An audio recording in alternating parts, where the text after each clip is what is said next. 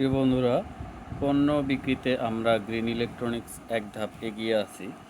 তো আসলে যে কারণে আপনাদেরকে এই ভিডিওতে নিয়ে আসা সেটা হচ্ছে যে একটা কর্ডলেস ড্রিলের যে চার্জারগুলো সেগুলো আমরা ইম্পোর্ট করে থাকি সাধারণত। তো এই ছিল এইটা প্রোডাক্ট। সাধারণত এই চার্জারটা 110 ভোল্ট থেকে শুরু করে 220 ভোল্ট পর্যন্ত ভোল্টেজে এটা চলবে, 240-এও এটা চলবে সাধারণত। আপনারা এটা যেভাবে চার্জ দিতে হবে আপনারা জানেন সবাই, এই ড্রিলের চার্জার ব্যাটারির জন্য এটাকে ইউজ করা হয়। তো আমি এখন এই ড্রিলের ব্যাটারিটাকে খুলবো।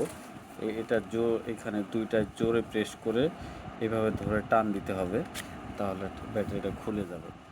তো এটা হচ্ছে আমার ব্যাটারি চার্জ ব্যাংক, ড্রিলের ব্যাংক এটা। তো এটা এখানে সরাসরি এই এই পোর্টটাকে এইভাবে দিয়ে এই পাশ করে এটাকে সংযোজন করতে হবে। আপনারা দেখে থাকবেন। এরপর এখানে আমার একটা সকেট পাওয়ার আছে, এখানে আমি এটাকে ইনপুট করে নিচ্ছি। দেখেন আমার এটা লাল জ্বলতেছে। তো এটার বিশেষত্ব হচ্ছে এখানে ম্যানুফ্যাকচার এখানে একটা সিগন্যাল দিয়ে দিছে, আপনারা এখানে বুঝতে পারবেন। যখন লাল জ্বলবে তো এই সিগন্যালটা দেখেন লাল জ্বলতেছে, তার মানে চার্জ হচ্ছে, ব্যাটারি চার্জ নাই, চার্জ হচ্ছে।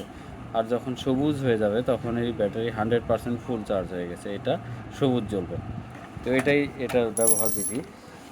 তাছাড়া লুজ থাকলে পরে এটা সবুজ জ্বলবে। আপনারা খেয়াল করবেন, আপনারা যখন ব্যাটারি প্লাগ ইন করবেন তখন এটাকে লাল জ্বললেই তখন আপনারা এটা পাওয়ার কর্ড হিসেবে সেট আপ নিয়ে নেবেন।